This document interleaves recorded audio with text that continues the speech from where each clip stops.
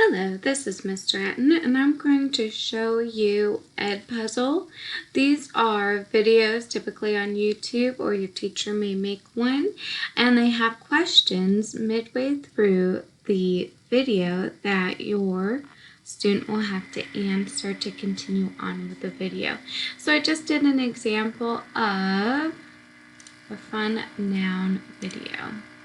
So this is how it's going to look once it loads. So it's going to play. And then down here at the bottom, there's these little teardrops. Those are the questions. So once the video hits that point, there's going to be a question. Let's see how it goes. Okay, so the question is, and this is a multiple choice, sometimes they're open ended, and the student will have to type the answer. But for this one, a general noun is a person, place, thing, or idea. And then you click yes or no. And I click yes, submit. I got it correct. Continue, and the video continues. So I'm going to go to the next one, and we're going to see what happens when I do the incorrect answer. So these questions can be anywhere in the video, closer together, farther apart.